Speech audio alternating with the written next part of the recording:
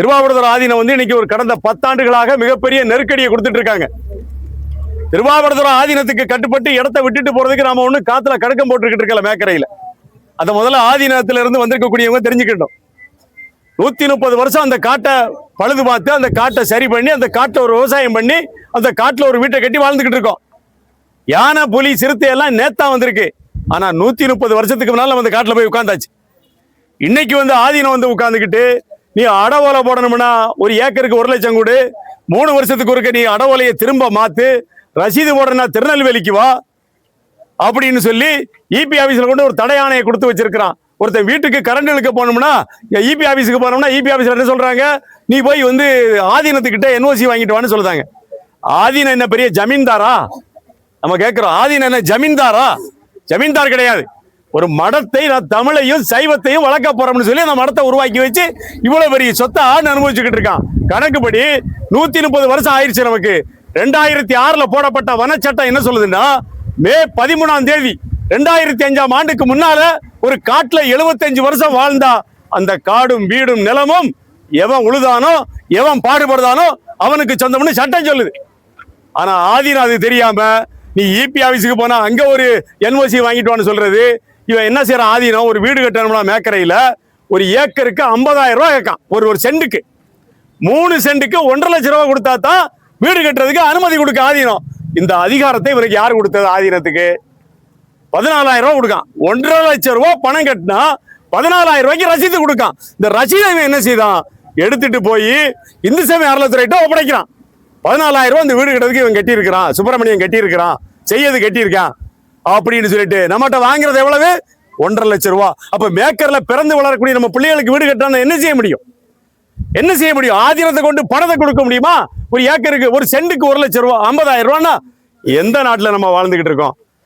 ஆதீனத்தினுடைய நடவடிக்கை, முதலாளி எல்லாம் அங்க ரிசார்ட் என்னைக்கு கட்டி உட்கார்ந்தானோ அன்னைக்கு பிடிச்ச பீட அந்த ஆதீனத்துக்கு. அவன் முதலாளி 1 லட்சம் ரூபாய் கொடுப்பான் ஒரு ஏக்கருக்கு. விவசாயி கொடுக்க முடியுமா? விவசாயம் விளைஞ்சாத்தான் உண்டு, விளையலன்னா ஒண்ணும் இல்ல. இதை கலெக்டருக்கு இந்த நம்ம கவனத்துக்கு இதுவரை கொண்டு வரல. ஒரு பெட்டிஷன் கொடுத்தோம் அச்சம்புதூர்ல காவல் நிலையத்துல.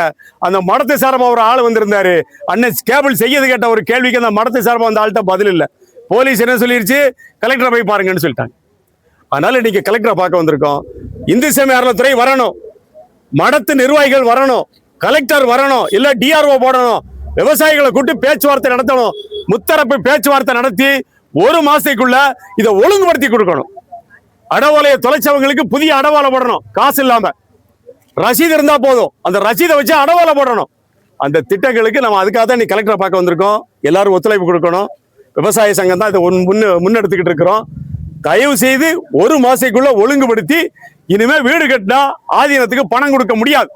சட்டப்படியான இந்து சமய அறநிலையத்துறை என்ன ரசீது போட சொல்றானோ அந்த ரசீதுக்கான பணத்தை கட்ட போறோம்.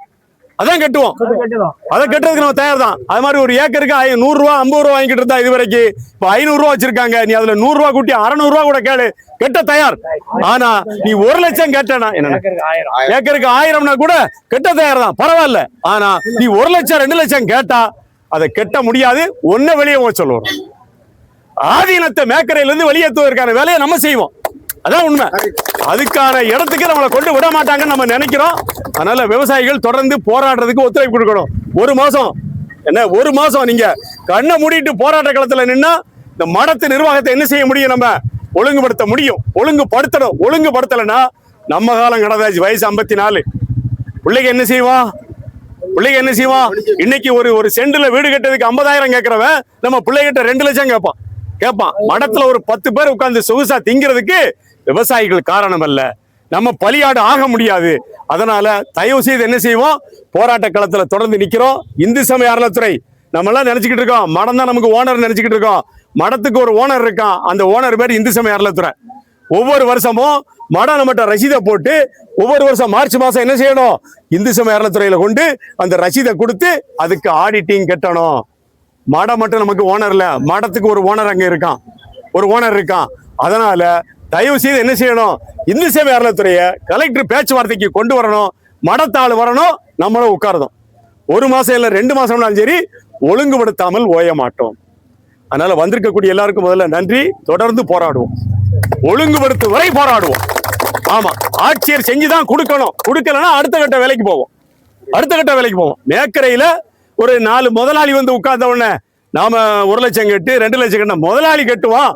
ஒரு ரூமுக்கு 10,000 ரூபாய் வாடகை வாங்குறான். அவன் 1 லட்சம் கட்டலாம், 2 லட்சம் கட்டலாம். வருஷத்துக்கு 2 ஏக்கர்ல நெல் போட்டு 60,000 ரூபாய் செலவழிச்சு 70,000 ரூபாய் வருமானம். 60,000 ரூபாய் செலவழிக்கிறோம். ஒரு ஏக்கருக்கு 30,000 ரூபாய் நெல்லுக்கு. 2 ஏக்கர்ல நெல் போட்டா 60,000 வருமானம். எவ்வளவு? 10,000 ரூபாய் தான் கூட. 70,000 ரூபாய்க்கு நெல் வித்தோம்னா 10,000 ரூபாய் வருமானம். 60,000 ரூபாய் நம்ம முதலு. நம்மகிட்ட வந்து 1 லட்சம் கட்டு 2 லட்சம் கட்டா எப்படி கட்ட முடியும்? கட்ட முடியாது.